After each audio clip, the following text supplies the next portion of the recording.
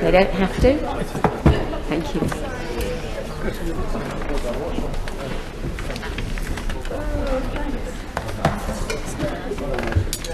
Dr. Rupa Huq. Thank you, Madam Deputy Speaker.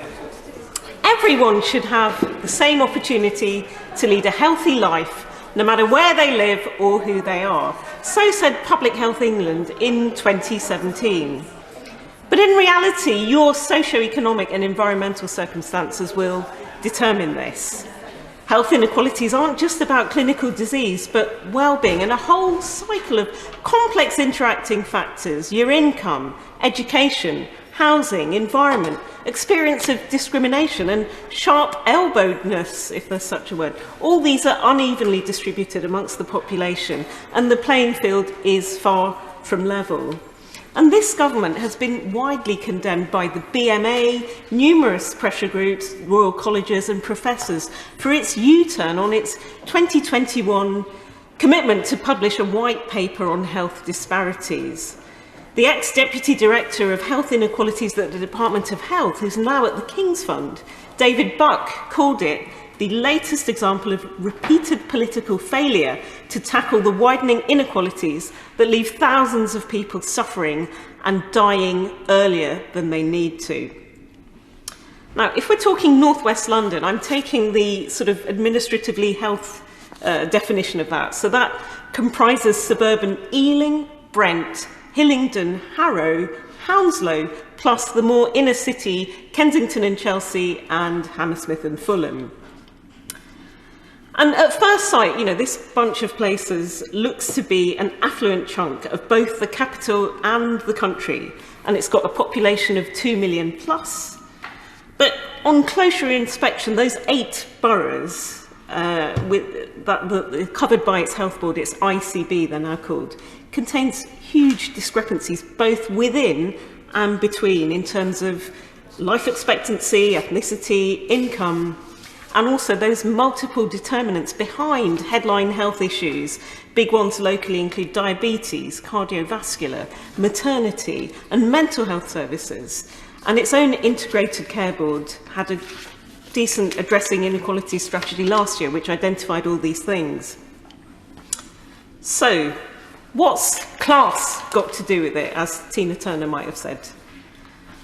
Well, the answer is a lot. So average income in Ealing Broadway is £49,100. That is above the national average. But if you get off Crossrail 5 minutes later at Southall, suddenly it drops to below 30k.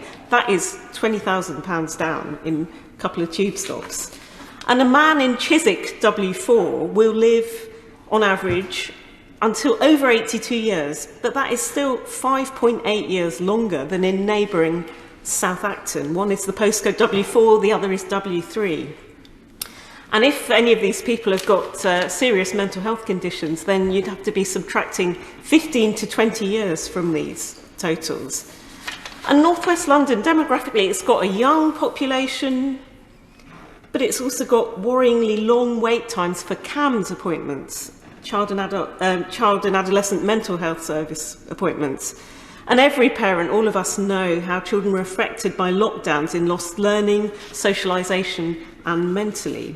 So the population's young, but it is ageing. So there's 13.1% of people in the ICB who are over 65, and that is forecast to climb. And that puts strain on council budgets with things like adult social care, obviously, and dementia services. My own late mother, who's looking down somewhere from above, was a sufferer of dementia, so I know all too well that condition. And if you add to all these different factors, Brexit, the cost of living crisis, these sort of COVID aftershocks, long COVID, all the other waiting lists that have grown since, our cradle-to-grave health service locally is under pressure like never before. And you've got your medical staff at the sharp end who are in danger of burnout and stress. So what I want to say to the Minister really is political intervention can help solve all of this and address these problems.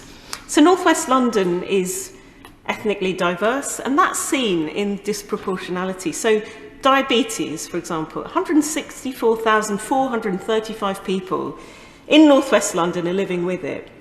43% of those registered are Asian British, compared to 24% of the population at large. Ditto heart disease. 30% of registered patients are Asian British, 24% of general population. And 18,000 plus people in those 8 boroughs have serious mental health problems. Ethnically, if you look at the Black British community, they represent over twice the number of registered mental health patients, 17%, compared to the wider population of 8%. And if we're talking cancer, which saw off my late father, who's looking down from somewhere, the white community make up 61% of cancer patients, but 42% of the whole population, and prevalence is strongly linked to age. Less finances lead to stress, and those can lead to take-up of unhealthy behaviours like smoking and lack of take-up of healthy leisure activities. So it's a vicious cycle, and you've got things like happiness and loneliness also in the mix. So what can be done? I've got a sort of series of lessons. I hope the Minister can, I mean, they're quite easy things that are fixable that, you know, we can, I think, you know, would be easy wins for the government and country. So firstly, pay people fairly. That way you get a contented workforce. And that includes people in health and social care that we somehow expect to be superhuman.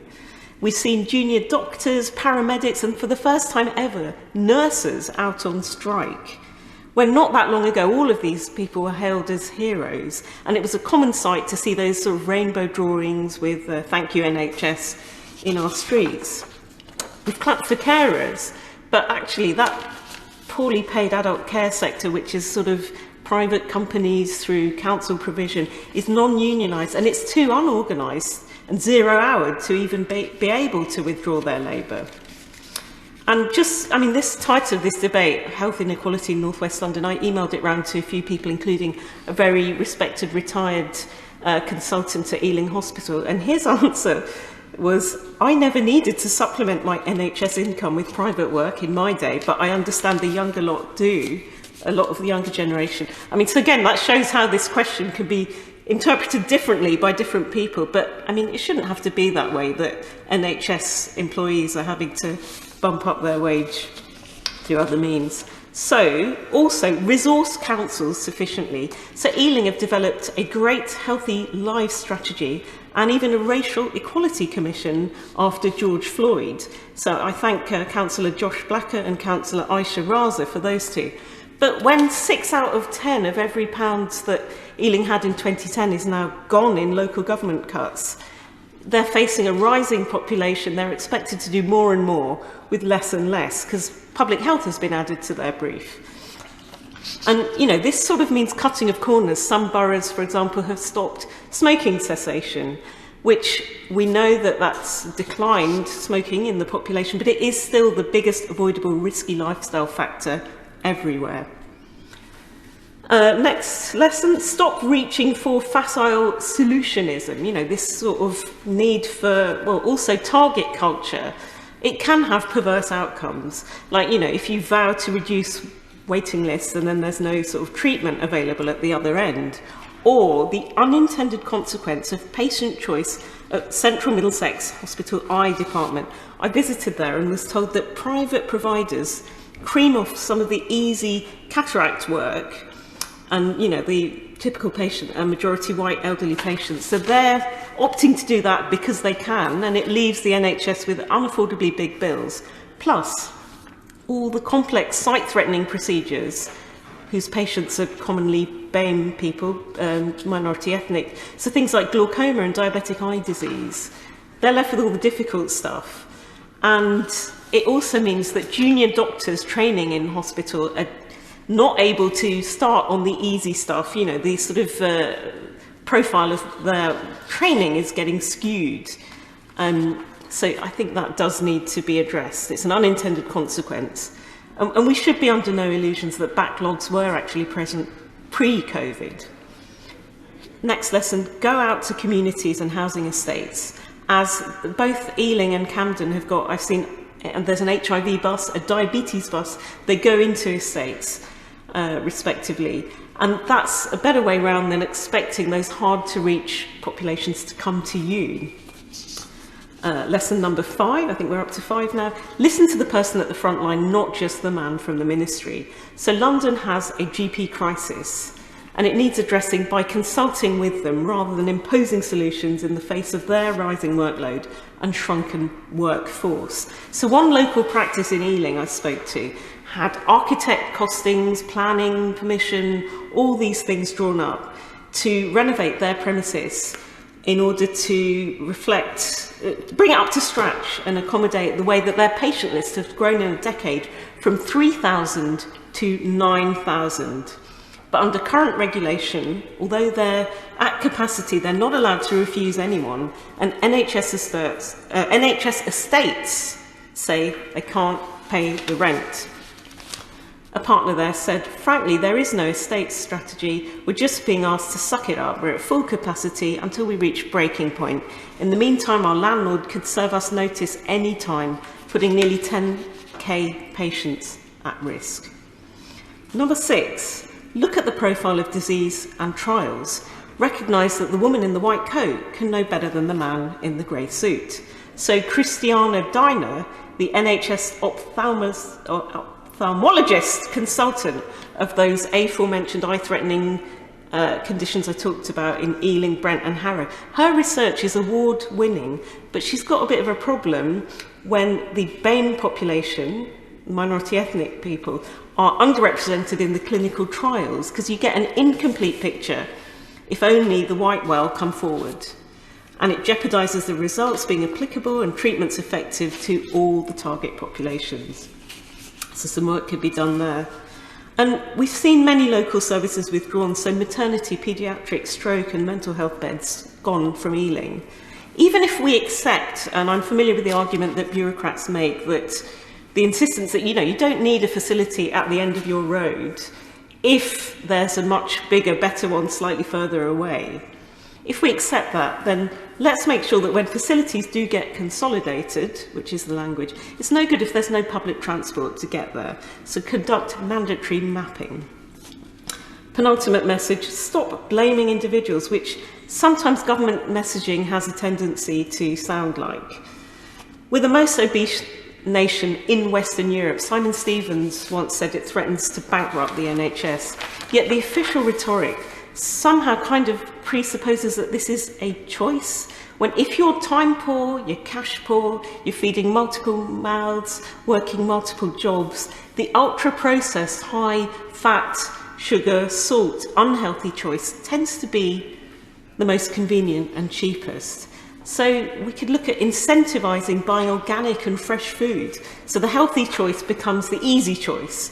And you can do this with taxing and pricing. We've seen it with the sugar tax, or even historically the way that smoking has declined because of the tax regime.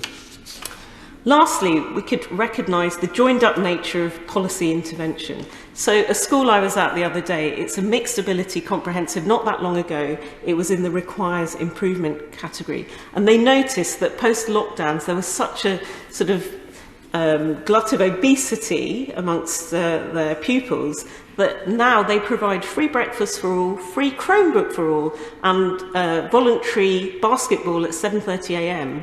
And the take-up has been enormous of all of these things. And it is expensive, the head said, but it is worth it because they're out of special measures and they've even got record successful Oxbridge acceptances. Sadiq Khan's free school meals, I would say, for all primary pupils from next year is another visionary, bold thing. So, it sounds a bit Oliver Twist, but I would say, more please, Minister, and we can do this nationally. So, in short, I'd say be very unafraid of intervention, because health inequalities, they arise from these overlapping factors, from commercial to cultural, but also from politics and policy. So COVID-19 illustrated how disadvantaged communities experience proportionally higher morbidity and mortality. But who'd have ever thought that government would foot the nation's wage bill while we were all locked up for months on end and preside over the biggest mass vaccination programme ever known before coronavirus hit? So, we can do this when we put our mind to it. And it was meant to be a reset moment, wasn't it? In this country, we're mostly all, to paraphrase Bruce Springsteen, born in the NHS. But divergence starts at birth, and it's a kind of scary, startling sort of sign of rampant inflation that baby milk now is theft alarmed in supermarkets.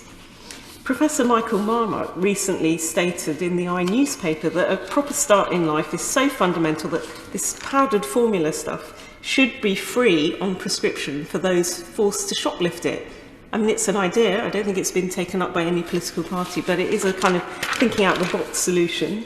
And another one we could address, at the other end of the life cycle, loneliness afflicts stereotypically, but not exclusively, the elderly. It's said to be as bad for health as smoking 15 cigarettes a day. So let's think of ways around this.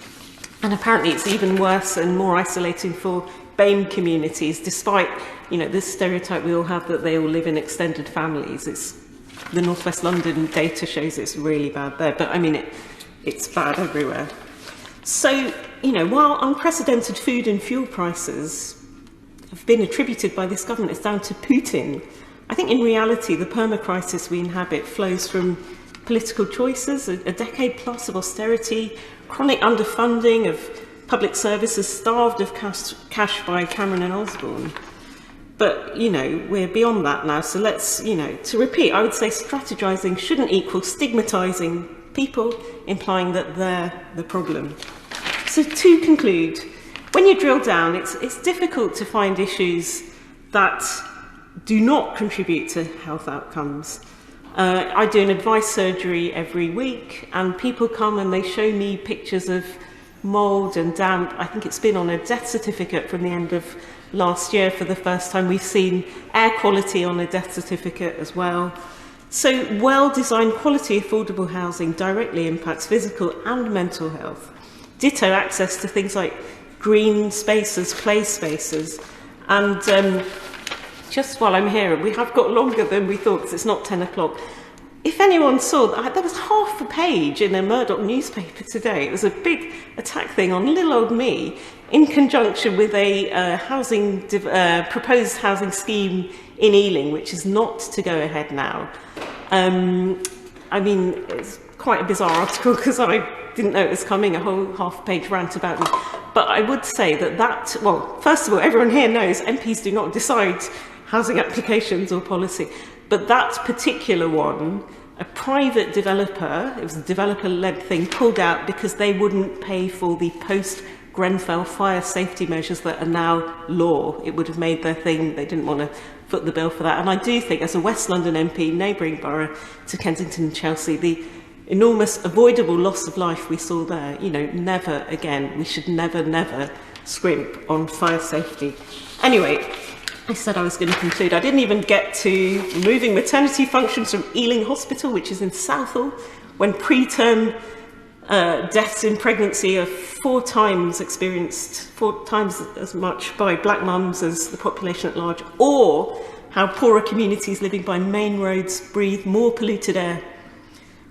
Plus, in North West London, of course, we've got Heathrow Airport, which is ever hungry to expand despite the climate crisis. Anyway, I didn't get onto any of that because this could have gone on and on forever. But I will say that acting on health inequalities improves lives and livelihoods. It cuts costs for the NHS to the benefit of wider society, prosperity and economy. It saved billions to the Exchequer because of lost productivity due to long-term sickness. So, you know, we should be bold, we should act. We need to think beyond eye-catching short-term targets aligned to electoral cycles, particularly if you're me. I've had so many snap elections in my lifetime. It doesn't work to think in terms of normal electoral cycles anymore. So let's think more long-term. And let's be honest with people, not treat them like idiots. Let us take a multi-pronged approach to levelling up, this government's watchwords. And in the meantime, I would say, if anyone's got any clue, where is that 350 million quid promised every week on the side of the Brexit bus? If anyone does know, can they inform our local NHS folk? I took a wide range of soundings to come up with this content. None of them say they've ever seen it. But anyway, look, I do look forward to the Minister's response. And, you know, I think this is not beyond the wit of man. I know he's a good man. We can do this. Thank you. Mr. O'Brien. Well, Madam Deputy Speaker, follow that. I pay tribute to the Honourable Member for Ealing Central and Acton for securing this important debate and for her wide-ranging speech. So wide-ranging, I think I will struggle to follow or to match that, but I will do my best, Madam Deputy Speaker. It was a speech with everything from Tina Turner to Bruce Springsteen to loneliness to ethnic minority participation in clinical trials. So let me try and structure my response as follows, starting with the health service, working back to primary care and then out into public health. So obviously the first and most central thing, of course, is to have a high standard of healthcare, and that's why between 2010, when we came into office, and at the end of this Parliament, we will, even after inflation, have increased spending on health by about 42%, and that's enabled us to hire about 37,000 more doctors in the NHS than were in 2010, and 52,000 extra nurses, a huge increase in resource and people, and that's enabling us to start to hack through that COVID backlog, to have eliminated already the 2-year waits, to have very nearly eliminated the 78-week waits, and now moving on to eliminate shorter waits as well as we work through and cut those NHS waiting lists. But of course that's downstream, that's secondary care and hospitals and treating disease, and of course we all agree that the name of the game is to try and prevent disease and to treat things upstream. That's why last week we were making our further investments in primary care. Now, in general practice, we have about 2,000 more doctors than we had in 2019 and about 25,000 more other clinicians. And total spend compared to 2017 on general practice is about nearly a fifth higher. So more resource going into that primary care. And again, we see primary care doing more than ever. So GPs are doing now about 10% more appointments every month than they were before the pandemic in 2019. Which is the equivalent of about 20 extra appointments per practice per day, per working day, which is a huge increase in output. That's partly because of the extra resource, and it's also partly because they are working extremely hard, and I pay tribute to everyone in general practice for doing that. So that kind of activity in general practice is a big part of the prevention story, helping people to stay healthy, helping them to stay out of hospital. But of course, as the Honourable Lady's speech alluded to, a lot of health is about the social determinants of health and getting further upstream and tackling the underlying causes of those disparities that she talked about with great passion and understanding. So in terms of the public health grants, both the public health grant, the drugs grant and the Start for Life grant, taken together, those 3 grants over the course of the next 2 years after inflation will grow by about 5% in real terms, enabling us to do more, particularly in terms of problems like drug dependency and drug addiction, which are particularly serious across all of London. So part 1 is to have the funding there for those streams, but there's also major institutional changes that we've been making to public health. We've set goals to increase healthy life expectancy and to narrow the gaps between different parts of the country. We've created the Office for Health Disparities, and between us and the NHS created the Core 20+5 framework, which is a way of thinking about and tackling disparities, and put a new duty on ICBs to have due regard for disparities, to try and tackle them. In quite specific ways, we've been taking action, and this is of course relevant to North West London, to tackle the problems of particular ethnic minority groups. So in particular, driving up vaccine uptake, particularly in groups where there's a degree of hesitancy with targeted advertising, outreach to faith groups and local community groups. I pay tribute to everyone who's been involved in that in the NHS.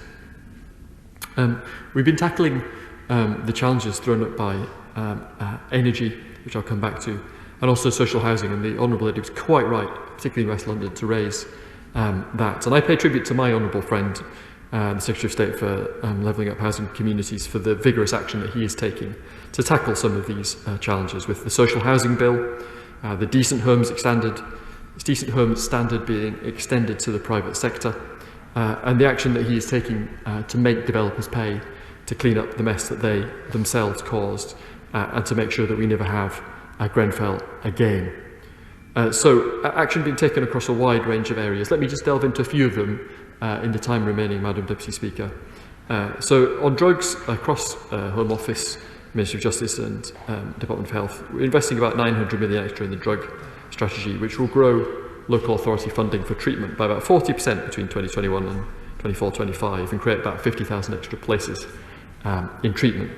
As well as that investment in more treatment for people with drug addictions, we're also increasing access to NACS loan, which is something that helps treat overdoses, looking at spreading new technologies and new treatments like slow-release Buvidal. And I've seen, visiting a health centre in Brixton, the effect that some of these new drugs are able to have in improving treatment for those who've got serious drug dependencies.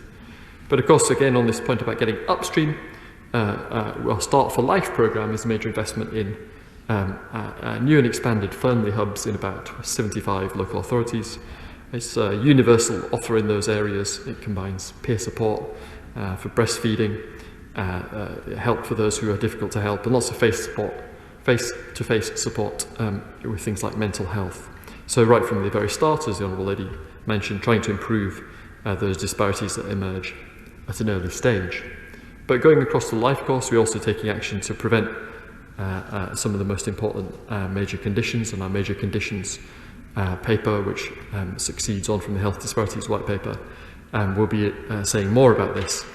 But the NHS long-term plan already announced the ambition to prevent about 150,000 heart attacks, strokes and dementia cases by 2029. I will give way, I'll just finish this point, I'll give way. We supplied about 220,000 blood pressure monitors to those with high blood pressure. We're modernising and updating the NHS Health Check and creating a digital version. Pre-pandemic levels of Health Checker we've got back to pretty much already.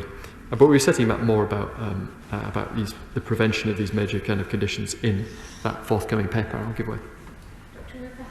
Yeah, I thank the Minister, and he's giving a constructive response with a lot of numbers in it. I just wondered, is there a date for the major conditions strategy? Because I know I've asked him, we've sparred on this question before.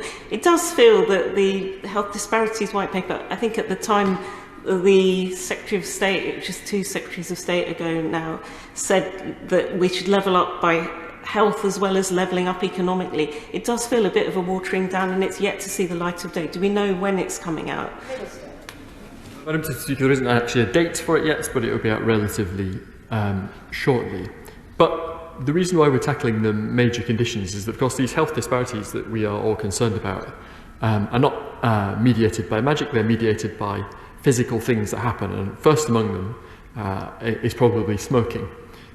Smoking rates are highest in the poorest places, and that is a powerful driver of all these other major health problems. Now, I'm proud to say that we have the lowest rate of smoking on record in England, just 13%, down from 21% in 2010. And that has happened again because we have doubled duty on cigarettes. We've introduced a minimum excise tax on the cheapest cigarettes.